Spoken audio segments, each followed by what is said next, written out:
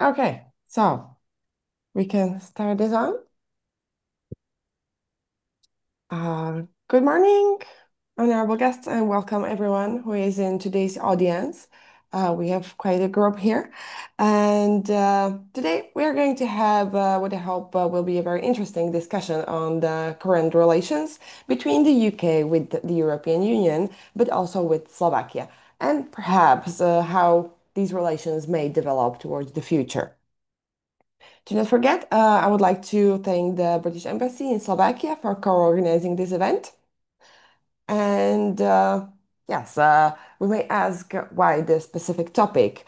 Well, for instance, our President Peter Pellegrini just yesterday met with British Prime Minister Keir Starmer at the NATO summit in Hague. But that's not the only reason or event. And the British and European relations have been getting closer, especially after the summit on May 19th, which uh, put out the agreement between the representatives of the European Union or the European Commission and the United Kingdom.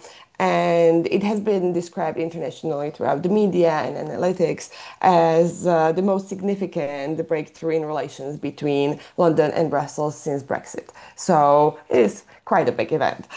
And the agreement covered several topics around key areas such as trade, regulatory alignment, defense, energy, support for Ukraine, and youth mobility, among others. And even though it has been met with mostly positive reactions, there were also some critical ones, and we will get to those as well. And we will talk about all of this in the next around 90 minutes. And well, or at least try to cover the most of it. And without further ado, I would like to welcome today's speakers. His Excellency Nigel Baker, British Ambassador to Slovakia. Welcome. Mr. Róbert Ondrejcsák, former Slovak Ambassador to the United Kingdom. Hello, good morning. Hello. Hi, hi. Professor Tim Houghton of University of Birmingham. Good Hello, good morning. morning. And last but not least, Monika Brusenbauch Meislová, Associate Professor in the Department of IR and European Studies of Massaro University in Brno. Good morning. Good morning, everybody. So I will start the first round of questions. Uh, Mr. Baker, where do you see the greatest opportunities for strengthening bilateral UK-Slovak relations following this summit and the current developments?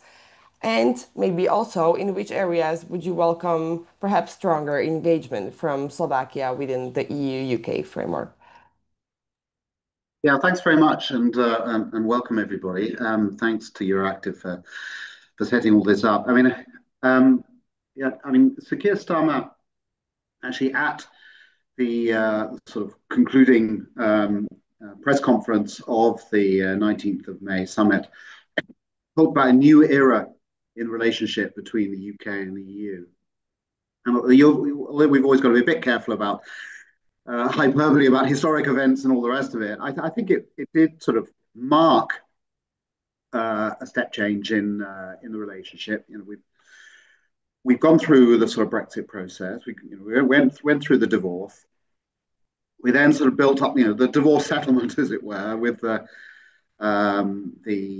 trade and cooperation agreement, with the withdrawal agreement, and the Windsor framework, where actually that rebuilding that sort of engagement, the DNA of sort of working together with each other. But a lot of that was, in a way, fixing and coming up with the settlement. I think now both the EU and the UK are looking forward, and hence this sort of sense of a strategic partnership that we're now forging. And I think the various sort of documents on the 19th of May and the agreements and the discussions put some substance on the bones of what that strategic partnership could look like, and start to fill in some of the detail. The tone is also that much better. So that engagement within the UK and the European Union in terms of tone, in terms of regularity of engagement, is really strong.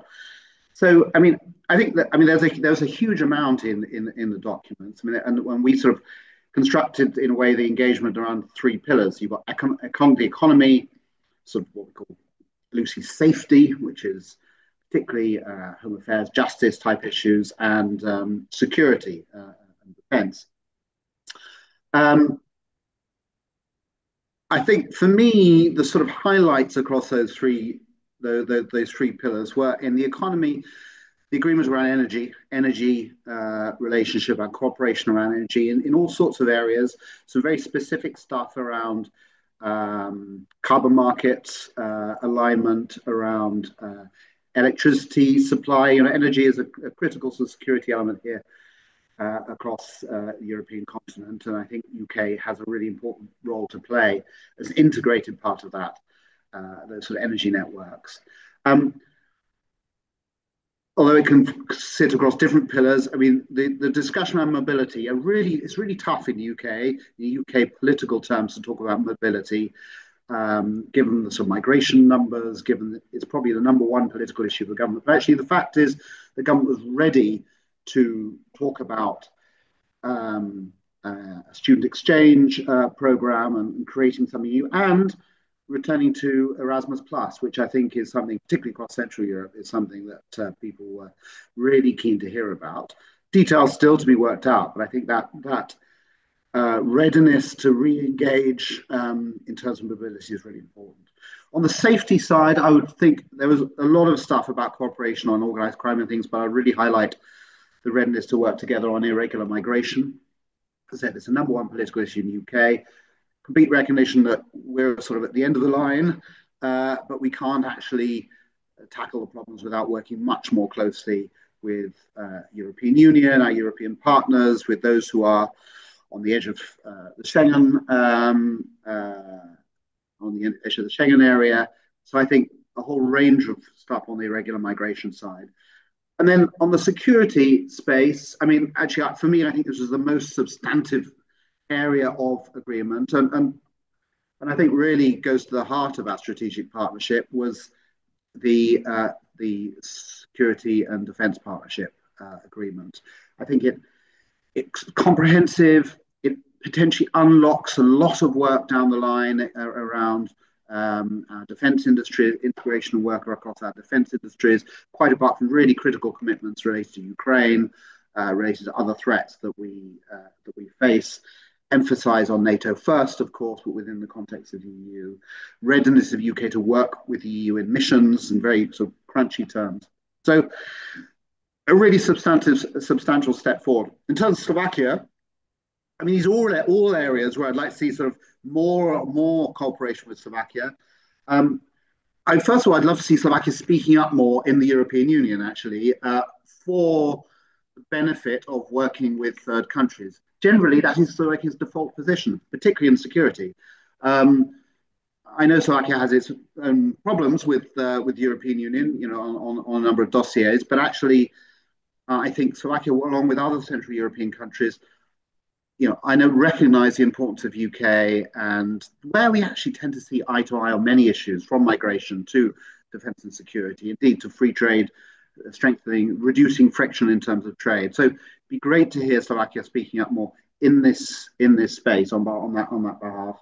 And then specifically, I see where Slovakia's sort of particular area of contribution. I think migration, operational security. We have a big Slovak diaspora in the UK. There's a lot of work related to Europol, related to trafficking issues. Slovakia is on the Schengen border with Ukraine.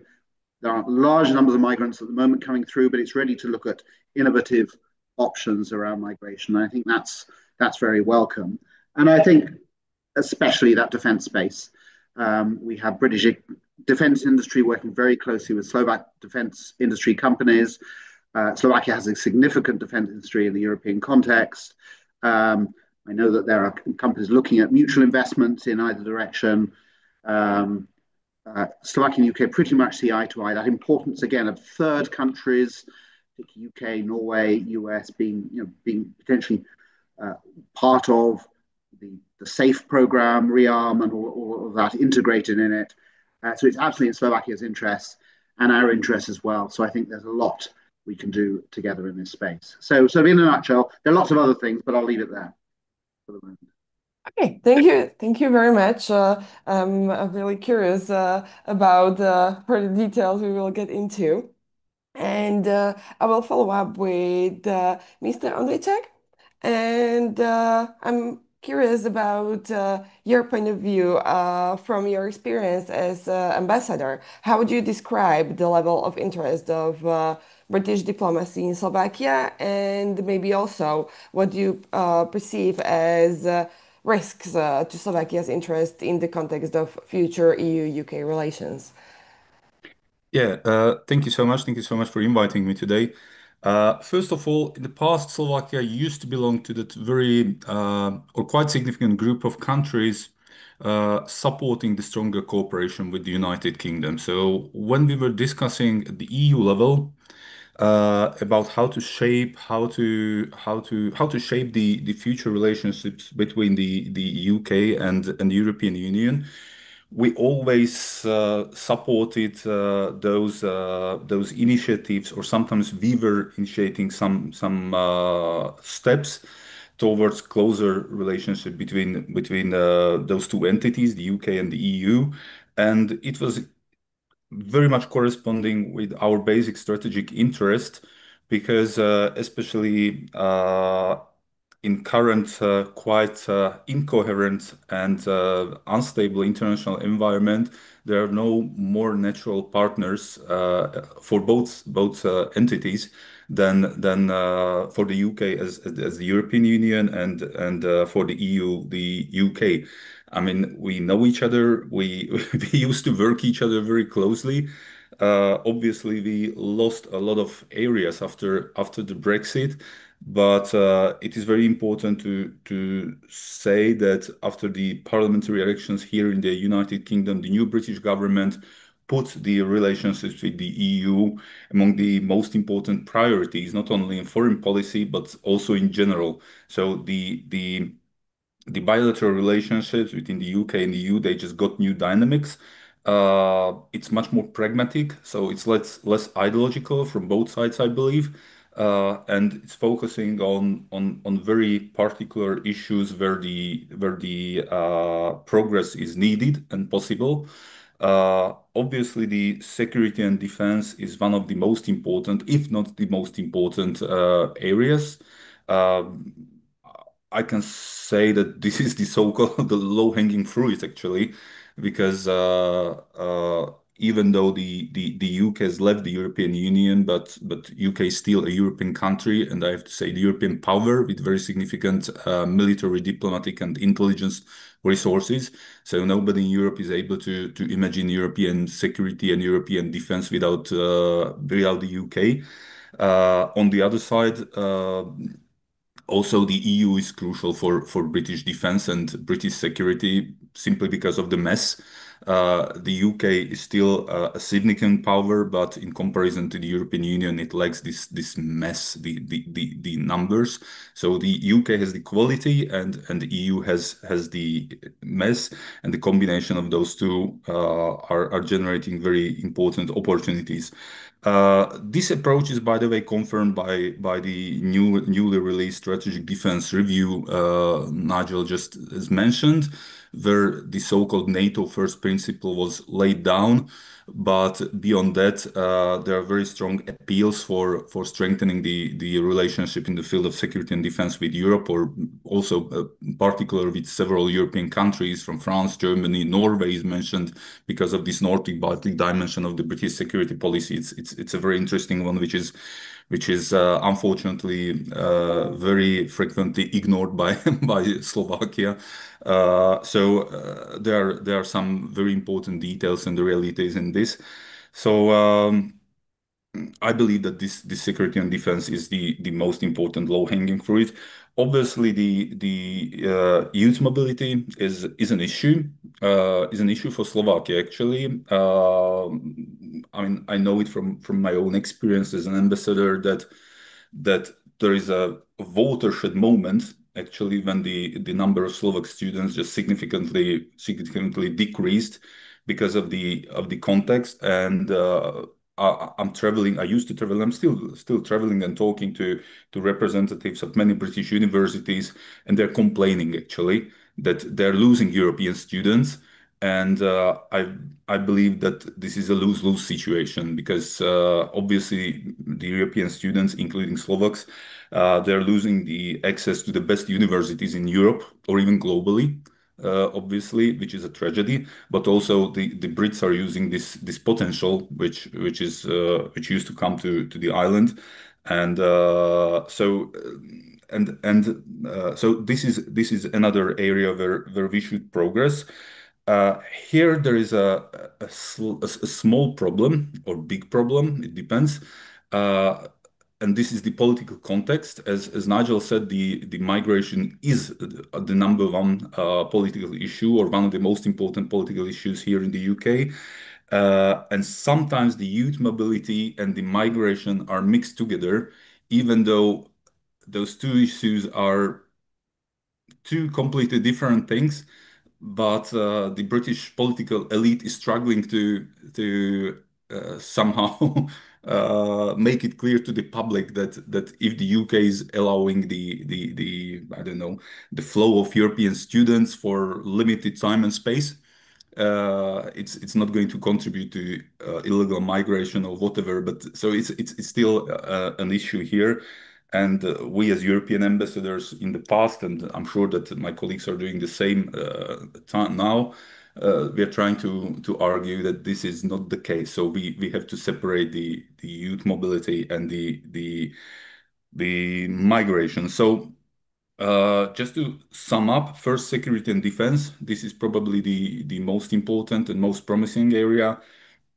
Then there is the youth mobility and the migration. I don't want to say that migration is not an issue. The opposite, it's an issue for both the UK and the EU. I just want to separate it with from the youth mobility. So migration is an issue, obviously, and the UK is not able because of the geography to solve it without cooperation with the European Union. I mean, the map is. I mean, there's the tyranny of geography, obviously, and it's an issue for the EU as well. So yeah, in a nutshell, I would say those areas, and we can go to the details during the discussion. Thank you so much. Thank you. As you mentioned, the student mobility in the academia, it's perfect that we have some representatives from university sector as well here. So I will follow up with Professor Houghton. So do you in university world miss Slovak students? Can you agree with that? And perhaps also to go back to the UK Slovakia relations. How do you perceive the political relations and perhaps compare some challenges that could be in either UK or Slovakia that might possibly limit the mutual ability to pursue their mutual interests? Well, ďakujem veľmi pekne. Thank you very much indeed for the invitation, and thanks to the audience for attending. I hope we'll be able to offer you some insights. Just quickly on that first point, I would definitely say that British universities are poorer culturally and intellectually because there are fewer students from EU states. So certainly I would very much like to see many more students from the EU return back to UK universities. I think it's very much in our interests as well as for the benefit of those particular students. So it's a win-win for me all round. So in terms of domestic politics and some challenges, let me make a few remarks which I hope will be useful. So I think in terms of the UK, it's worth stressing that this week was the 9th anniversary of the referendum.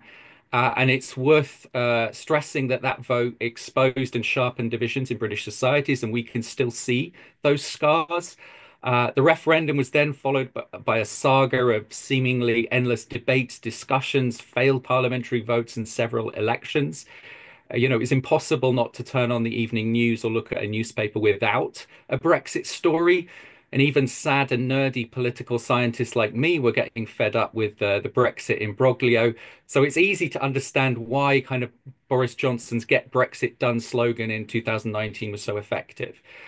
I think it is important to remember that 52% of voters, over 17 million, voted for Brexit in 2016. And there were many reasons they voted to leave. The issue of immigration, which has already been mentioned, was really important.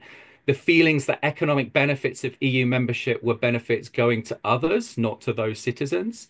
And a deeper point about a lack of linkage, a fraying of bonds between those who govern and those over whom they govern. Many ordinary citizens felt that no one had been listening to them and their concerns for years, and they used the referendum as an opportunity to kick the political establishment.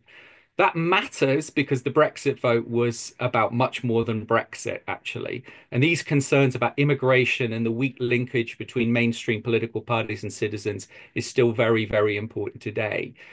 It's worth emphasizing, Labour lost support amongst its traditional working class in 2019 in the so-called kind of red wall seats in the north of England.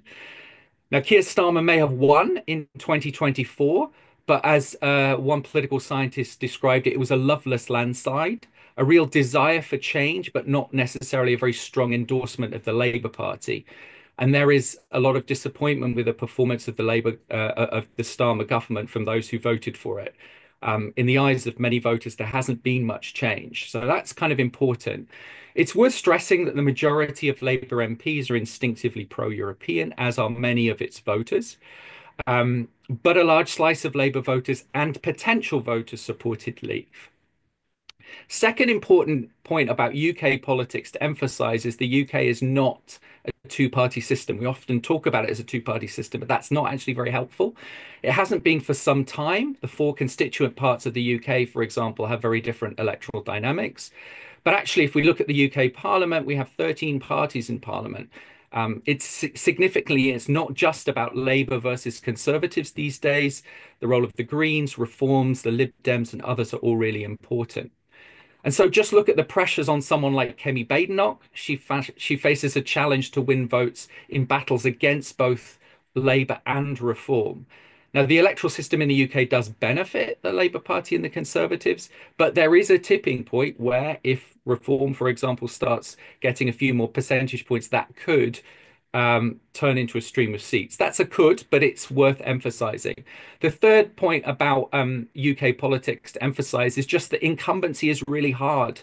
It's very, very hard to govern anywhere in the world these days, given the economic context and the technological and informational changes of recent years. Politicians do not have much room for maneuver, and that's a challenge for both Starmer and for Fico.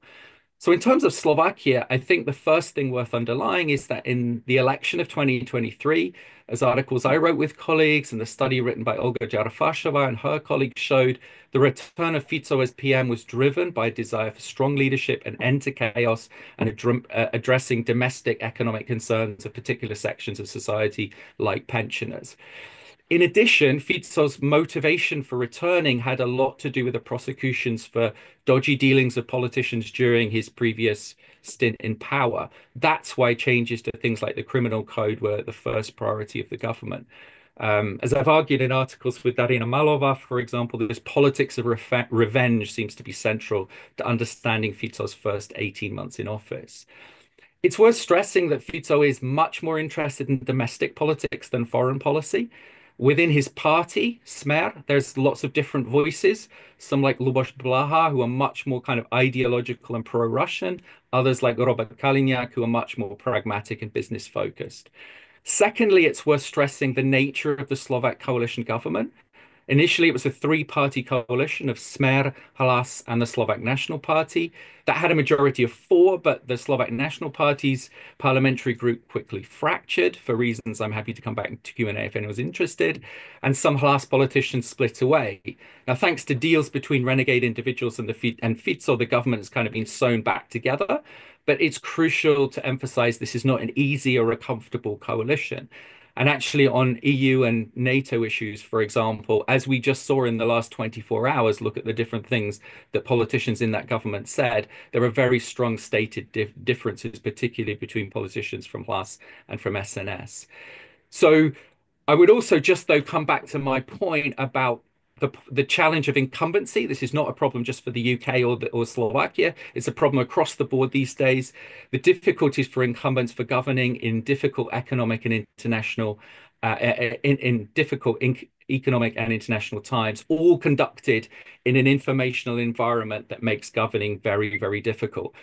So all of those domestic factors, I think, need to be plugged in to try and understand the relations between the UK and Slovakia in the years to come.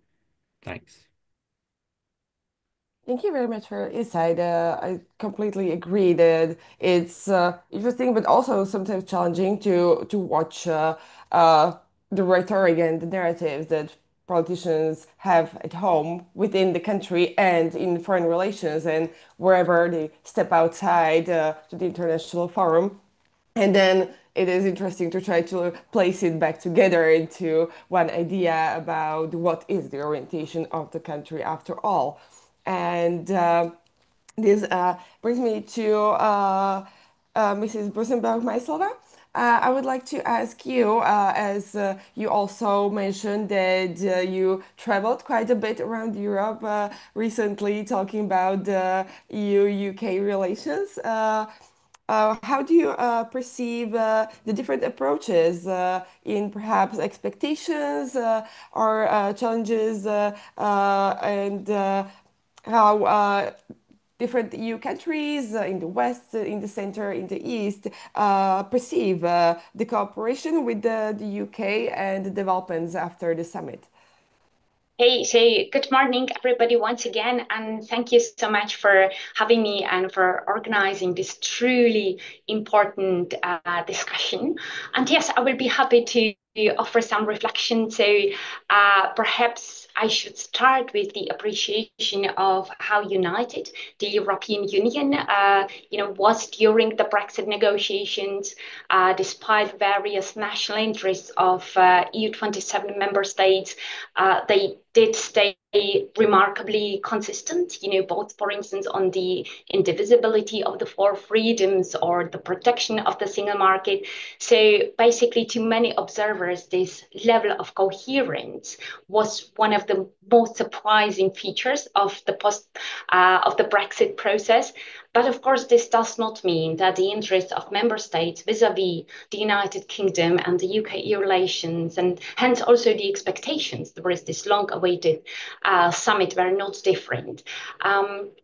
I'm also a member of the Living with the Neighbours Observatory, which is a project under the UK and Changing Europe, which is a key British think tank on all things connected to Brexit. And it brings together experts from various EU member states to investigate and better understand the bilateral relations between the UK and EU-27, about how the UK is viewed basically across Europe. So I think I could say with some certainty that there is definitely no single EU perception of the UK. There are 27 and each is shaped by different histories, different interests, and different strategic priorities. So for instance, take France. So one of key France's priorities was fisheries. It's a legacy issue, obviously, but this is also something symbolically and politically very salient, and so they linked, any broader progress to securing this 12-year access deal for French vessels in the UK waters. The Nordic and Baltic states, of course, also Poland, had really their eyes on defense and security, but of course, not only them. This is something that is common for all EU member states, because the UK is really seen as this major military power whose engagement is absolutely vital for European security and for supporting Ukraine. And of course, the return of Donald Trump has only reinforced this logic that in this more volatile geopolitical environment, the UK is really seen as necessary partner for European security. Germany, for instance, and Benelux states, on the other hand, they tend to focus a lot on regulatory cooperation. So, being concerned really with many practical issues such as standards, emission rules, digital regulation. For states such as Spain and Italy, mobility is definitely very important important. And then there is, for instance, the Czech perspective. So the Czech Republic views the UK through a very pragmatic lens. It values its role as a trading partner, security partner, research collaborator. There is definitely an appetite to deepen the cooperation, but there is also this kind of sense of some watchful caution. So the UK is seen as this really dear, but perhaps slightly unpredictable friend, so still not maybe entirely trusted yet to deliver consistency after years of the Brexit-related volatility. So what emerges is this fascinating picture of how differently EU member states see the UK and what they hope to get out of this better mood in the mutual relations. And if I may just briefly comment on the summit. So yes, in many ways, this agreement reached at the UK-EU summit is a major post-Brexit milestone, but in my view, not because it like resets the relationship really.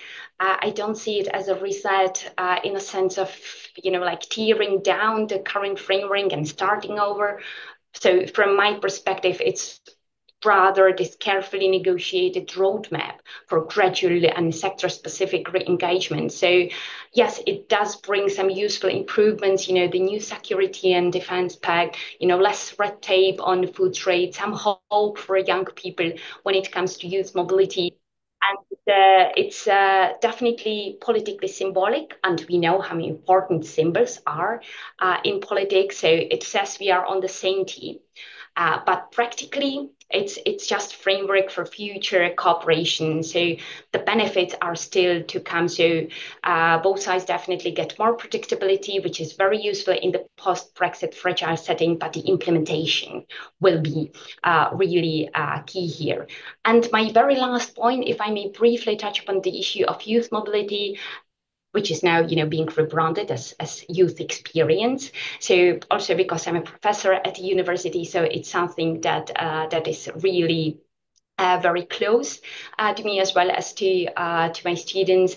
And of course, we all know how politically sensitive this is. And it's also fascinating to see how youth mobility has become this symbol of something deeper, symbol of the post-Brexit fragility of trust, maybe also some emotional hangover of the Brexit era, and of course, difficulty that both sides face when they try to escape the kind of gravitational pull of those past tensions. And of course, like people-to-people contact, it's not like an optional extra, this is really the connective tissue of diplomacy. It holds the relationships together when politics falter. So it fosters trust and familiarity and crucially invests into the future. So much of our focus obviously is on hard power, defense, security, deterrence, but it's worth remembering that it's also soft power. UK is really quiet strength, and right now maybe that strength is under some considerable strain. So the loss of Erasmus Plus, the hurdles facing young people, they are not just administrative details. They are really signals, and unless they are addressed, they risk eroding this vitality of UK-EU relations for a generation that did not really choose Brexit, but who will live the longest with its consequences. So yes, the summit did deliver some hopeful signs, but much political will still will be necessary to deliver some real results. So thank you. Looking forward to the discussion and further questions. Thank you very much. And I agree with you that I believe, well, I don't know how perhaps the younger generation that didn't experience this view it, but in my generation, I know a lot of people around me who grew up and lived with the possibility to study and experience living in the UK. And this whole thing, I myself participated to Erasmus abroad. So yeah, it's very hard to imagine how the generation for who is not possible anymore perceives it and how the perception of the countries and experience and even mutual understanding of the cultures and the people would develop if it wasn't possible anymore ever again. So hopefully this is one of the areas that will see some improvement. And you also mentioned one topic that I would like to hear everyone's opinion about, because I think it is quite interesting that there was quite a brave plan announced after the summit, but also, as you mentioned, it was technically a political declaration, and there were no binding legal documents or specific dates or terms or any kind of tangible commitments that would perhaps make it more tangible or realistic. So I'm curious about your opinions. To what extent do you see the summit as symbolic, and to what extent did it represent a real shift in relations or some kind of commitments?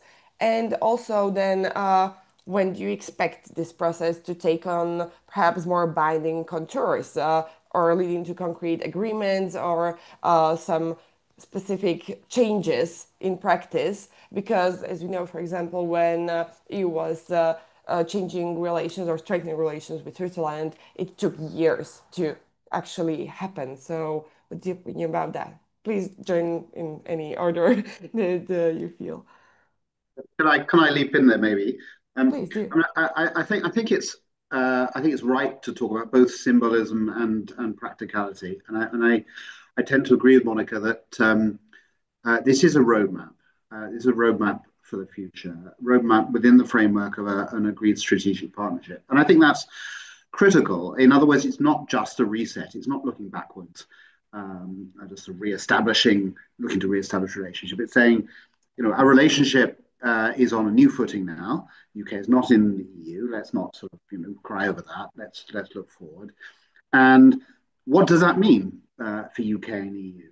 One of the things it does, looking through the sort of various documents of it, I mean, it actually puts in place an extraordinary range of moments of contact and dialogue and engagement. Now, okay, you can say, well, that's just all about talking. Actually, given that UK is no longer inside the room in the EU, the fact is we're putting together with this a really rich palette of opportunities for us to not just talk, but also agree stuff, tangible stuff. So there's a foreign policy dialogue and security dialogue. There's going to be the annual summits. There are agreements to sit down and talk about the details in a whole range of issues, from sort of phytosanitary issues to education issues, to mobility and youth experience, to energy, to tackling organized crime. I think that putting in place, and if you might remember from the Brexit discussion, actually, in the context of British politics at the time, British politicians were quite reluctant to lock the UK into a whole series of structured dialogues about issues. Well, actually, we've moved on now, and I think recognizing that this roadmap, will want to not just follow the road together, but actually, build experiences, tick off milestones as we go forward together. And you can't do that if you're not sitting down at the table regularly, talking and agreeing. So I think, there were some practical things that came up, and I'm delighted I don't have to talk about fish quotas in a Slovak context. But actually, that was quite important in terms of our relationship with the EU, in part because it unlocks other things. It was being linked to developments and progress in other areas. So there were sort of quite tangible progress in certain areas, and I think. But I don't think we should think it's just about the promise of tomorrow. I think we are now willingly and voluntarily locked into an engagement which will lead to tangible results in all sorts of areas. Inevitably, we've touched on that confusion. I think Robert mentioned that inability of British politicians to differentiate between irregular migration on the one side and very welcome student exchange and on the other side. I think that British politicians are actually a couple of steps behind the curve. If you ask most members of the British public, it's how you frame the question, of course. But if you ask them, would you like to see your British universities receiving European students and European students in studying in the UK? I don't think that British people would have a problem. When you frame it in a migration framework, then you enter into sort of some of the rhetoric of the Reform Party, and these become sort of more complex issues. But I think the fact I think our government has taken actually quite a difficult political step, quite a bold political step to say, this is our biggest trading partner.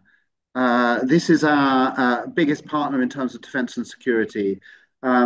Ukraine means we have to, the USP of UK in security and defense is critical to Europe. We can't tackle these issues without working with our European partners. Whatever all those complex reasons why people voted for Brexit, I think that has turned a page. And I think this steady drumbeat of engagement, dialogue, discussion, hopefully leading to practical arrangements in all sorts of different areas, will habituate in a way the British public and therefore the sort of wider political scene to the fact that we've moved on, we're looking forward, let's be practical, pragmatic, and focused, and focus on those win-wins rather than despair about some of the lose-lose issues that emerged following the Brexit negotiation. Yeah, if I may add just 2-3 very brief sentences. If the question is whether the summit was more symbolic or something like a real shift, I would say that it was something like a political strategic guidance for the future. Both sides were under increasingly strong pressure from the diplomats, political elite, but also expectations from the public, which was generated after the British elections from both sides, because the new British government really declared that some kind of re-establishing or establishing new kind of relationship with the EU belongs to the most important political priorities. The European side also declared that to solve this problem and to move forward is one of the most important issues for Europe. So we need to move forward. And then the time just passed. We witnessed several months of negotiations, talks, and everybody became increasingly unhappy. So there were some meetings, British representatives participating on European events, but there was nothing tangible. So and because of this very high expectations, we had to do something. And I believe that this summit just delivered basically the necessary outcome, which is really a political strategic guidance or guideline. And later on lower levels, the details are going to be worked out. But it's not an easy process. So one summit is not going to solve everything, obviously. But we had to set the direction. We had to establish some kind of atmosphere of positive working together. And then now the hard work is there because the devil is in details, obviously, all the time. So yeah, it was a necessary step, but not a silver bullet solution, I would say. And if I may, I would just add in, I mean, Robert just mentioned steps. Every journey begins with a single step. This was the first step. It is symbolic, but symbols are real. It's a declaration of intent, a signal of the direction of travel. No necessarily real sense about the speed of travel or the final destination, but given political pressures, I think that's fine. It sends a signal that the UK is keen to engage with the EU, to forge stronger ties, to have better relations with its neighbours in terms of economics, making it easier to travel and trade and to bolster our defence and security. You know, I mean, we have two experienced diplomats on this call. They know how difficult it is to do these kinds of things. But just to actually get the politicians together to make that kind of statement, that was important. As I say, you know, it was symbolic more than concrete, but those symbols are very real and very important. Yeah, and if I may just really briefly, yes, I absolutely agree. The fact that the summit was also symbolic does not mean that it lacked significance. So yes, it probably did not like produce some binding legal commitments, but it marked this clear shift in tone and intent. So the fact that, you know, Keir Starmer met with top EU leaders in London and that they agreed on this joint roadmap across sensitive areas is politically meaningful. So it signals this mutual willingness to move past the turmoil of Brexit years, and that's not nothing. But of course, the real shift in the relationship will depend on the follow-up, the actual agreements, the institutional mechanisms, the implementation. But as I said, in politics, the symbols do matter hugely, especially when they unlock the door for substance to follow. And so, for instance, from my point of view, the most tangible benefit, the real centerpiece is definitely the new security and defense partnership. This definitely opens the door for the UK to selectively participate in EU defense and initiatives and access EU funding. But also at the same time, you should not probably like really overestimate it. So it's not like some change gaming strategic alliance.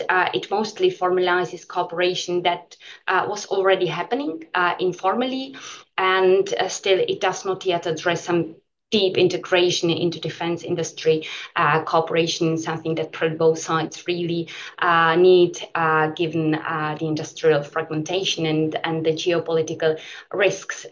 So there is still a lot of work to be done. And in terms of when we can expect this process to take on some more binding features, so I would say that we are really not talking months, but we are talking years. You know, the May summit did create this momentum, important momentum, but turning, you know, political declarations into binding agreements, it really takes time. So it will be a gradual, layered process. But what is important is that the direction of travel is finally here and it finally seems stable. Thank you very much for your insights. I'm very interested in getting to this several specific areas such as trade and energy and so on. But I have a last question or idea I would like to ask your opinion about, and that is perhaps some more not perhaps pessimistic or not as positive reactions to this renewed cooperation. And that is on one side what we maybe could see from the media and the environment in the UK, that there were also voices that expressed that the deal was either humiliating capitulation, giving up of the UK to the EU, or vice versa, that is not as beneficial for both sides as the same. And there were also a big topic of the fisheries, and as you also mentioned, even though that is not as specific to Slovakia. But also, I would like to circle back to Slovakia since we are trying to figure out the situation for the Slovakia-UK relations. And you all mentioned that migration or movement of people is a very sensitive issue. And that is a very quite popular area for Central Europeans or Slovak for many years to go to the UK to either study, work, and so on and so on. So I'm curious, how is the UK's perception of Central and Eastern Europe evolving, also when looking at the summit and the plans to strengthen the relations, and work on that, and particularly perhaps if there is something specific for Slovakia, and how does Slovak political environment with the foreign policy of four directions, to quote the Prime Minister, may reflect on the diplomatic relations and on development of the cooperation towards the future. Please, yeah, whoever would like to start. Yep, I can start if you wish. Okay, yes, perfect. All right. Many questions actually. So first, the media perception. I mean, you can find whatever you wish, you know. So it depends what kind of media you are reading here in the UK, but the same in Slovakia. So somebody is celebrating and somebody is trying to find some perhaps some details which are not so, I don't know, interesting or not so important, but quite interesting, you know, for somebody. And the very typical issue is that fishery for us in Central Europe or in Slovakia, it was something which was quite strange, difficult to understand. But for the Brits and on the other side of the channel for the French, it was something quite crucial. And even though it's just really a small fraction of bilateral issues, but for a certain groups of the population, it was really an important thing and a symbolical thing. So it's the reason why those fights were quite cruel sometimes. I mean, diplomatic fights, obviously. And so I would not be so much concerned about some tabloid run campaigns. I mean, sometimes it can have devastating effect, obviously, but fortunately, the overwhelming majority or the majority basically accepted this deal as something useful for both sides. Obviously, if you negotiate, I mean, it's a banality, but everybody has to lower his or her expectations, and it's what happened. I mean, in one area, the Brits said that, okay, so we give up something, but on the other hand, they just got something on the other side, and the same happened with the EU. So this is the reality of negotiations. The second question was about the UK's perception of Central Europe. Yeah, as a former diplomat, former Slovak ambassador to the UK, it's a very tricky issue. But in my understanding, it has changed a lot when I arrived to the UK. Central Europe, or let's call it the former V4, was perceived quite positively here in London.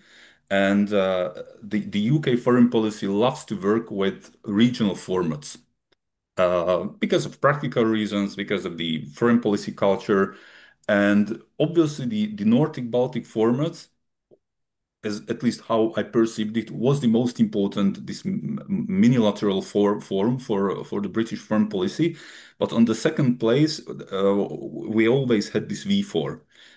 We used to have V4 events, V4 plus UK events, when V4 ambassadors, we were inviting British ministers or MPs, so, and it was quite popular to come and to talk. So it was quite all right. Obviously, the war in Ukraine, the Russian aggression against Ukraine, has increased significantly the weight and the importance of Central Europe, again because of the geography. So the war is happening in our direct neighborhood. The Central European countries, especially Poland, but also Slovakia, are very important for the British aid to Ukraine, and not only for British but also for others. So it was quite important for those practical logistic reasons, but also because of political reasons. At least three countries in Central Europe, including Slovakia, were quite closely allied to the British positions towards Ukraine, and it was very positively noticed here in London. And then obviously the situation has changed. V4 doesn't exist strategically anymore. So there are 2+2 basically. There is 2+2 format, at least how it's perceived. So there is a Polish-Czech group, small group, and the Slovak-Hungarian group. Somehow I have a feeling that in Slovakia, many politicians fail to understand that how the Ukrainian war has changed everything. They still think that with some kind of theoretical flip-flop policy, you can survive in this environment diplomatically, but you cannot anymore. Simply, the reality is completely different. The approach towards Ukraine and Russia is the lakmus paper, how your country is perceived, how your country is assessed, and how your country is taken seriously or not. And unfortunately, Slovakia is in the second group. And so it's just to go back to the Central European format, it's very difficult to talk about the British approach towards Central Europe because there is nothing like this anymore. It's about individual particular countries, but Central Europe is as a strategic group is non-existent. It's as I mentioned, 2+2. And Slovakia has lost a lot of diplomatic weight, opportunities, and in general influence, I would say. Not only in London, by the way, but everywhere. Yeah, thank you. That's like coming on the back of Robert's comment. I mean, I think that one thing I should say, I'll do a plug for an interview I've just done with Denik Smer, which has come out today, I think, online. So I'm asked quite a lot of questions about neutrality and NATO and UK-Slovak relations. So I'll let you go away and read that afterwards. But I mean, I think the answer about interest, yes, there is interest. I mean, the British Prime Minister doesn't sit down with the President of Slovakia in the margins of NATO, with the National Security Advisor and our ambassadors in NATO in the room as well if there's no interest. There's, as Robert set out, obviously there's geopolitical requirement to engage with Slovakia, and the importance of Slovakia's role in NATO as a NATO Eastern Flank ally is really important. I tend to agree with Robert that for all sorts of reasons, Nordic-Baltic element is a critical feature of British defence and security. We have a navy. Navies can't get to Central Europe landmass, but they can support NATO in the High North, and of course with Finland and Sweden, with Norway as a non-EU NATO member. This is and the Russian threat across the High North. This is an area of inevitable focus for the UK, with a certain amount of our responsibilities. But we also recognise that we've got to work with our allies in Central Europe. I mean, there's an obvious reason why we put so much effort in our relationship with Poland in the last few years. There have been regular visits, the Prime Minister announcements, but others too, as well as President Pellegrini. The Prime Minister also sat down with the new Prime Minister of Romania, for example. So that's, I think, significant. The work with the Romanian government we see as a really important ally in the region, and our work, with the Czech Republic, we've touched on a couple of times. There's a major nuclear investment relating to sort of Rolls-Royce. We've just had Rolls-Royce announcing it's going to be, the British government announcing that Rolls-Royce will be the preferred tender for bidder for small modular reactors. We could well see the UK having the first of small modular reactors actually in function across Europe. In fact, this is in a tight business relationship with the Czech Republic and Czech Electricity Company. I think says a lot about our engagement with Central Europe. And yeah, I mean, just last week we've had, as Robert mentioned, Ivan Korczok's been in London talking to our Europe Minister. We've had the Prime Minister talking to President Pellegrini. So that interest and focus is there. But it's really tangible as well. It is about Ukraine inevitably, because, as Robert said, everything changed in February 2022, and I tend to agree that not everybody is quite realize that, but it has. That is an essential prism through which United Kingdom looks at our relationships across Europe. But there's spaces where Europe, Slovakia in a way can catch up again, having been absolutely foursquare behind Ukraine in the first years of the war. And that's in the defense industry relationship. I touched on it earlier, but I want to give a very practical example. Slovakia has a significant defense industry. And despite everything you hear about, not a single bullet to Ukraine, all the rest of it, probably about 50% of Ukraine's ammunition currently being deployed in the fight against Russia has in some form or other come through Slovakia, either been manufactured in Slovakia, refurbished in Slovakia, produced in Slovak factories under the aegis of maybe the CSG group, which is Czechoslovak Combine, or other combines. And in our strategic defence review, we are very clear that UK must develop its defence industry further. We're going to build 6 new factories, focusing including on munitions and ammunition and things. And we're looking for investors. And without doubt, Slovak companies who are already talking to British companies are going to be looking, CSG and others looking at investing in the UK, maybe seeing this as an opportunity. And I think those sort of opportunities where we recognize that modern warfare requires industrial capacity, requires the ability to produce what you need to deploy on the battlefield, that provides an area of very practical potential engagement between Slovakia and the United Kingdom, and with all sorts of other positive, I think, spin-offs in terms of the political relationship. So you can go for that broader geopolitical strategic element, that sort of clear interest in Central Europe, and that remains, to very specific, very granular areas around ammunition factories where Slovakia and the UK could work closely together. And if I may jump in, so on your sort of 3 questions, I'll try and add a couple of things. So firstly, on the reaction, I mean, no real surprise that the reaction that we saw from certain parts of the media and from certain politicians. Again, I would just go back to the point I made about the nature of domestic politics and the nature of party politics in the UK. In many respects, Kemi Badenoch had to say the kinds of things that she had to say because she's very concerned about reform. So I'm not that surprised. By the way, just one thing which sort of slightly go against one thing that I said right at the beginning about the kind of scars of Brexit. One of the things that struck me, as I mentioned, it was the 9th anniversary of the Brexit vote. And I watch the main TV news in the UK religiously every day, 2 different broadcasters, and I was struck that both Channel 4 News and BBC's 10 o'clock news did not have a single mention of Brexit. Now that may be due to the fact that there's a conflict, the war conflict between Iran and Israel was pretty dominant, but I think that still spoke some volumes. I think we can take something from that.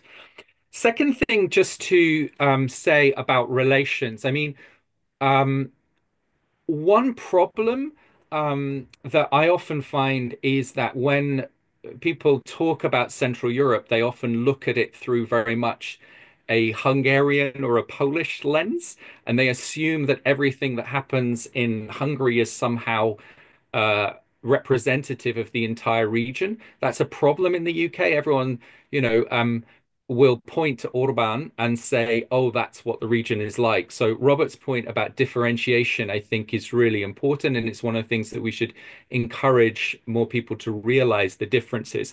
Of course, the point about Orban and others is there is concern about the state of democracy across a number of countries in Central and Eastern Europe. And that is a concern. There's no question about that. I'd also just add, I mean, we've heard the kind of diplomatic view on this. I would also say that the perception of the region amongst ordinary citizens has changed. This is not quite so much the faraway land of which we know little, the famous line from the 1930s. I think ordinary citizens in the UK have a much better understanding of the region. They travel there. They also, as Robert and others and Nigel have mentioned, there's a very large Slovak diaspora in the UK. So a lot of UK citizens have come across Slovaks and other Central Europeans. So their view of their homelands has been impacted by that. The one question that hasn't been touched on so much about the foreign policy of four directions, maybe I'll touch on that. Um, I think it's worth mentioning that the language of the foreign policy of four directions, or however we choose to translate it, is nothing new. I can remember attending an election rally of Smer in 2006 in Chadza in the north of Slovakia. I went there with political scientist friends of mine. And when this mention was made of štyri svetové strany, I turned to him and said, I don't understand. What does that mean? And at the time, he wasn't sure what it meant. And I don't necessarily know that many Slovak politicians know quite what that means. Now, it's striking that Fico has made lots of visits to Uzbekistan, Vietnam, Brazil, Kazakhstan, Armenia, Azerbaijan, etc. At one level, that's okay. You know, Slovakia needs to develop relations with different parts of the globe. All of us in Europe realize that we need that you know the European slice of world markets is diminishing. So I would expect any UK Prime Minister or Slovak Prime Minister and Foreign Minister to be making trips to other parts of the globe. So at one level, that's okay. Of course, the problems begin when trips are made for more explicitly political reasons. And obviously, Fico's visit to Moscow in December, his attendance at the May World War II commemorations in Moscow, they are slightly more concerning. There was also some concerns earlier this week that Slovakia's foreign policy seemed to be driven by Hungary because there was a lack of communication from Slovak foreign ministry for a few hours. There is, as we've mentioned before, a gap between Fico's language and his action. In the EU, he says many things. He likes to talk tough to his domestic audience, but he tends to be a bit more acquiescent at the European level. The point is that I think that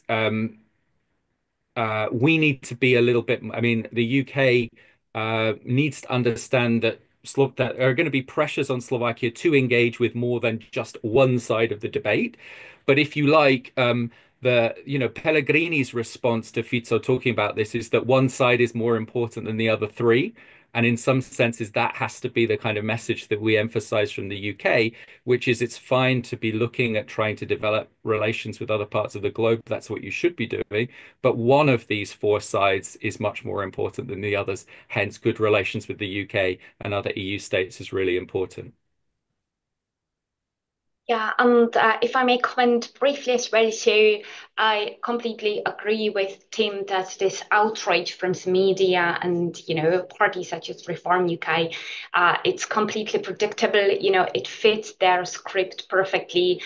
I mean, for them, any sign of renewed cooperation with the EU, no matter how practical, how beneficial, how popular, must be spun as this kind of betrayal. So they cry capitulation because it plays to a narrative that they've invested years in. So it's this performative politics. It's truly nothing new. These are political actors who thrive on perpetual conflict. They need Brexit to stay an open wound because it gives them something to sell. It gives them this grievance, this sense of national victimhood, and it keeps their supporters, angry and suspicious and mobilized, and they know quite well how to use that anger, not to fix anything, but to stir, to create more divisions. So the current government has actually a very difficult task, because it must be ready not just to absorb this kind of criticism, but to really counter it heads on, somehow strategically and with confidence. But it's obviously, very, very difficult task. And also to comment briefly on the Slovakia's foreign policy of four directions. So it's actually strikingly familiar to me as well, coming from the Czech Republic. So it's this kind of rebranding with a Slovak accent of what Miloš Zeman, our former president, called the policy of all azimuts, politika všech azimutů. So what does this mean in practice? So it's basically a foreign policy without a compass. It's a little bit of Brussels. It's a handshake in Moscow. It's not to China. It's a selfie in Washington, maybe. So it's all packed as the strategic balance, but truth is when you try to face all directions at once, you might often end up, going nowhere at all. So it might send mixed signals to your allies. It might open doors to actors who don't always have your best interest at heart. So I would say that the current foreign policy of Slovakia is sending these kind of mixed signals. The Prime Minister Fico has met with Putin, also echoed some pro-Russian narratives, when it comes, for instance, to military aid to Ukraine, and so that does not always sit easily, with other EU member states or even the UK. Thank you very much all for very interesting and insightful comments. And I see we're at 11:11, so I'll try to speed up a little bit to cover one important area. And as you all mentioned, we were talking about the strategic security issues. And it's probably hard to imagine how would the EU-UK summit and the strengthened plans for cooperation look like without the current security, geopolitical issues and the conflicts and the global situation. And if it would happen at all, or how would the priority areas look like in a different environment. And also another large part, besides the geopolitical security tensions, are trade wars, which we haven't really touched yet. So I would like to ask about the economical questions and the areas, because the agreement or the plans touch trade, energy, and a lot of topics in this area. So perhaps I would like to ask your opinions about how do you see the trade environment and economy, and in this space, in which areas do you see the most significant progress in EU-UK relations, and perhaps also specific space for UK-Slovakia ties. We've already mentioned defense, but perhaps some other areas, energy as well.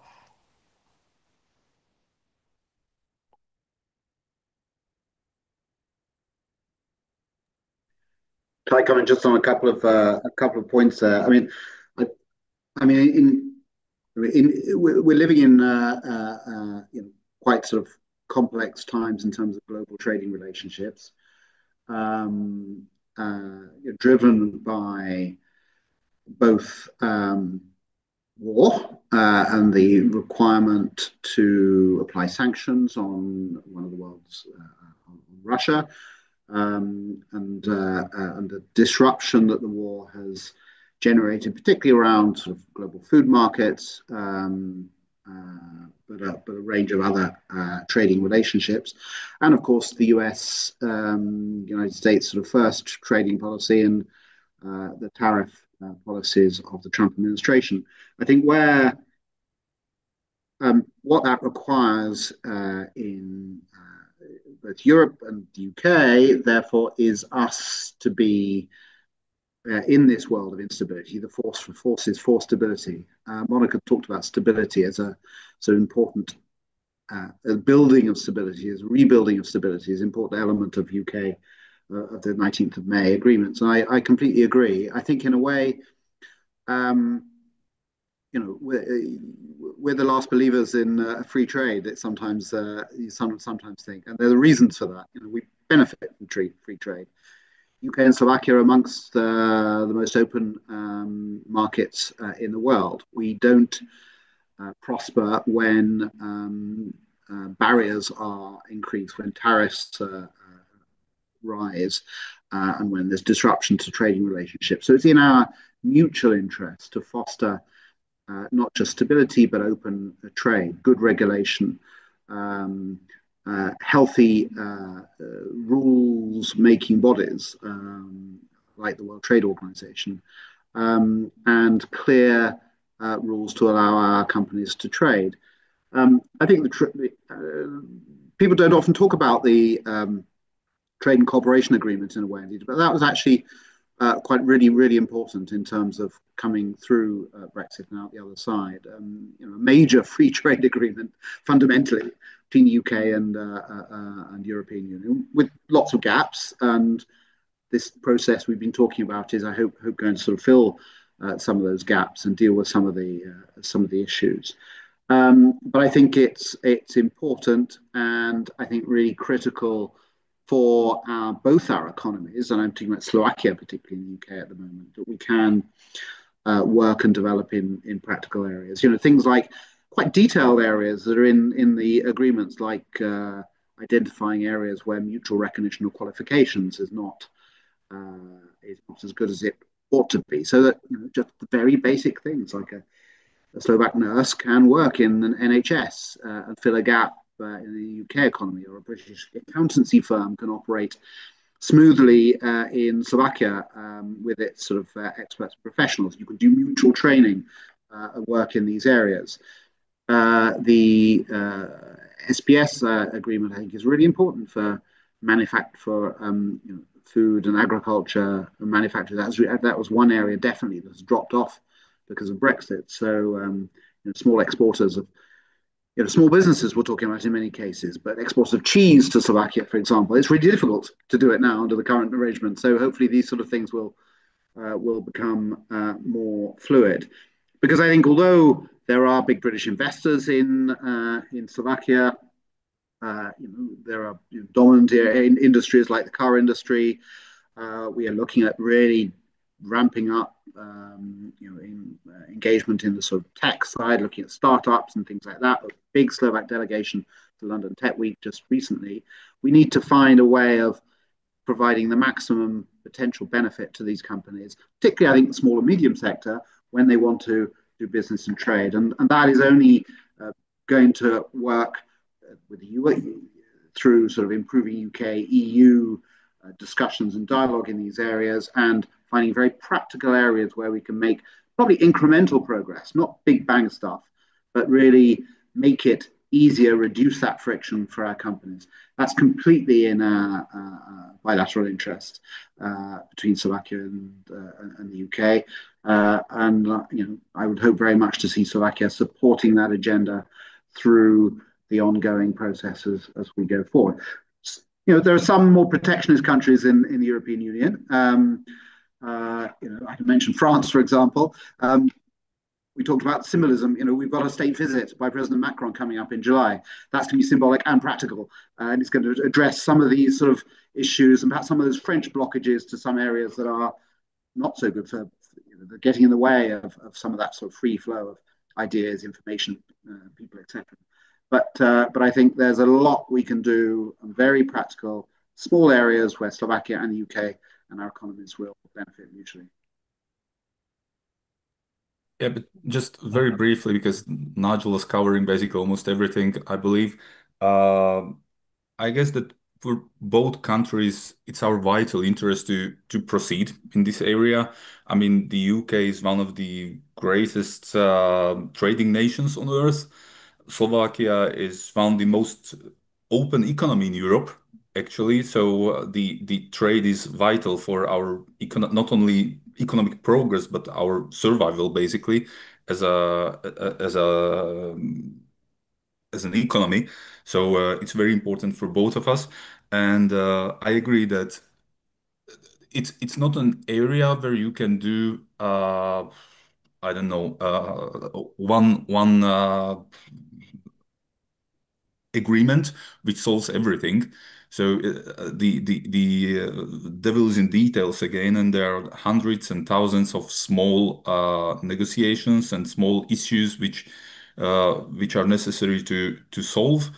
And the majority of those talks and details are boring for for diplomats or for like ordinary people. So it really it needs a very strong involvement of experts who are focusing on those particular issues. So it's and it's very difficult to expect one big bang kind of agreement. So I agree that this is really the very exclusive area where we need to have this step-by-step approach, very technical approach, very unideological approach, very pragmatic approach. So just in a nutshell to add to Nigel. And briefly to make a couple of comments. So Nigel mentioned the automotive industry, which is really important for both Slovakia and the UK in this kind of relationship. I'm zooming in from the West Midlands, and the automotive industry is very important here. JLR has its big factory in Solihull, as well as the one in Nitra. So that relationship is important. I mean, what's striking is that's an industry that is going to undergo significant changes in coming years, as Nigel mentioned.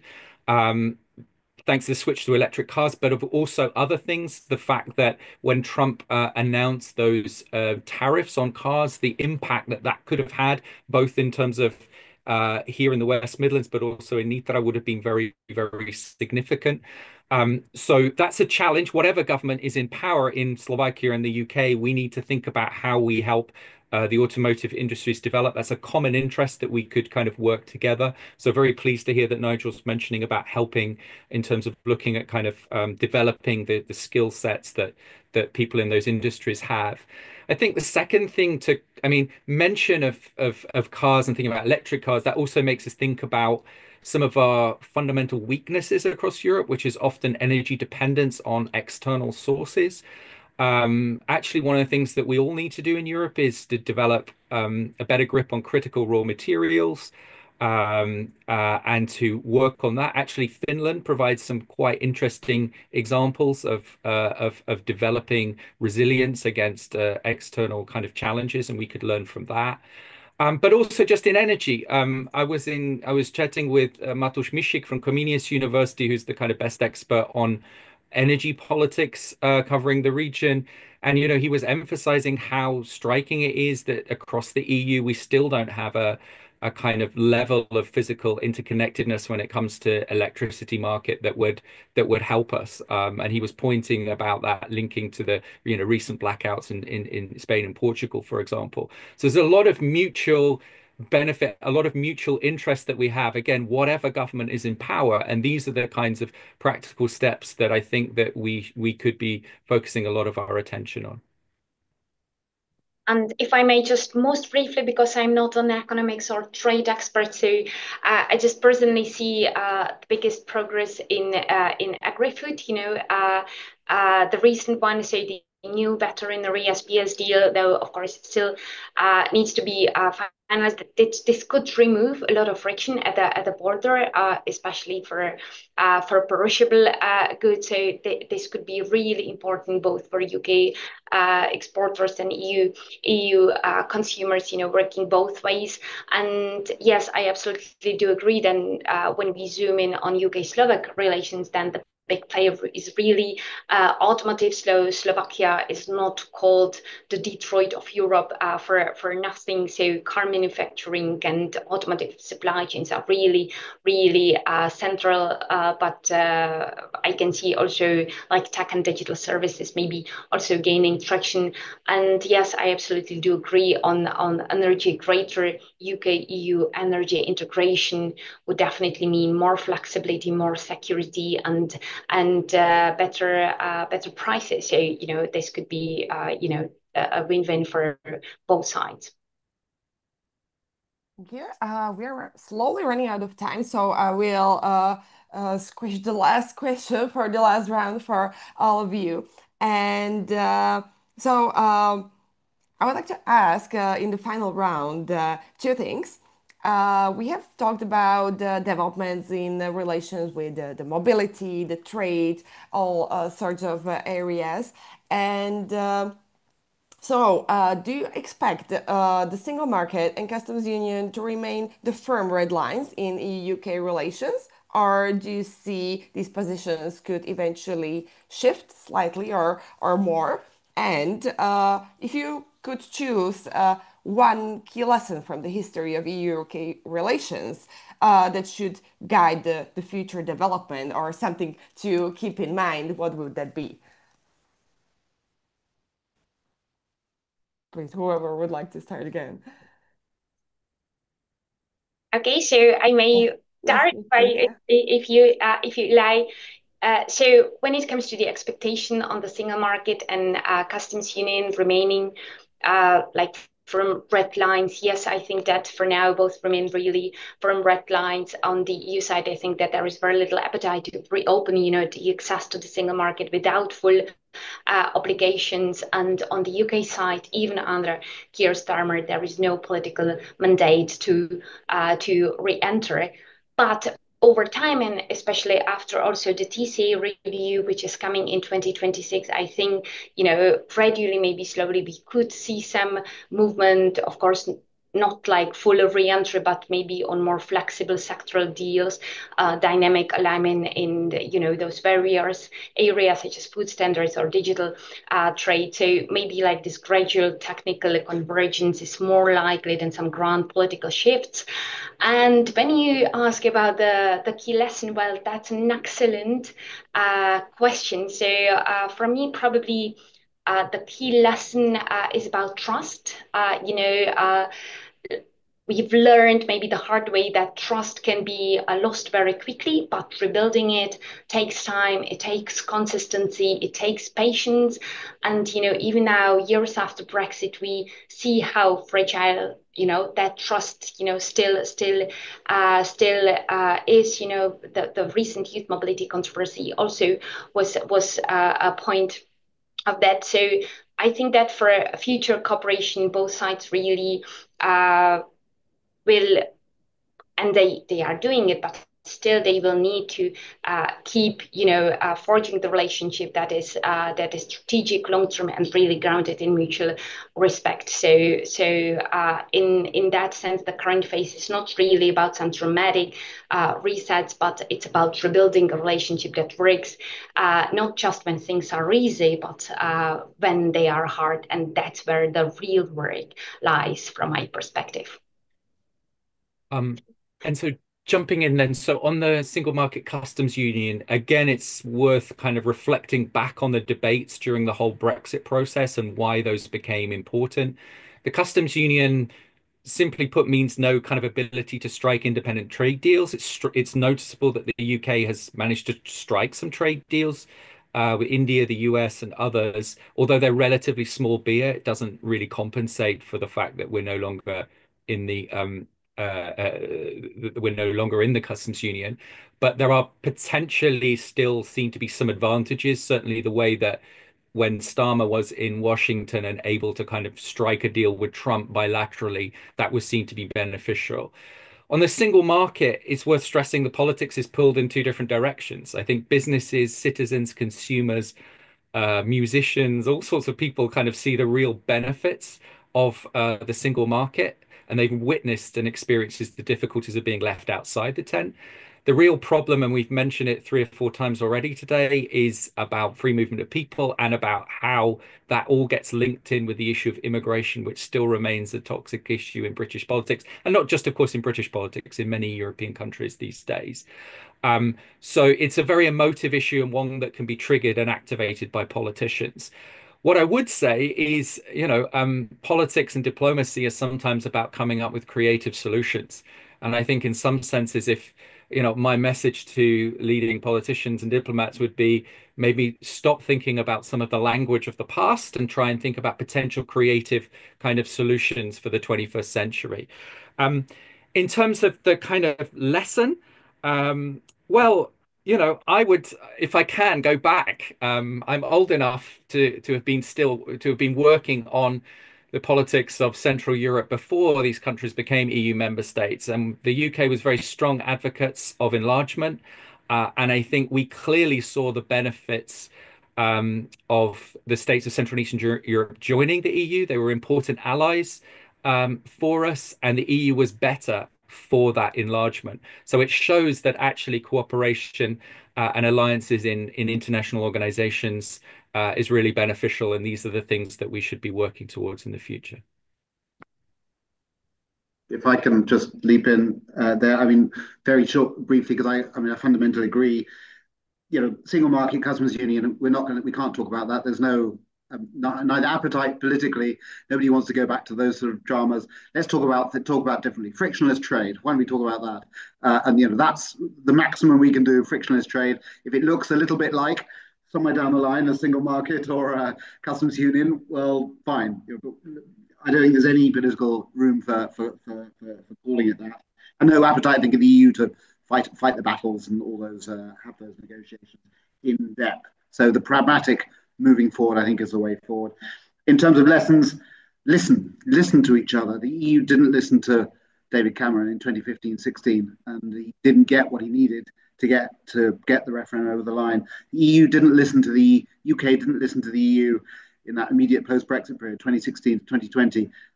We were sort of negotiating with ourselves as much as negotiating with the EU.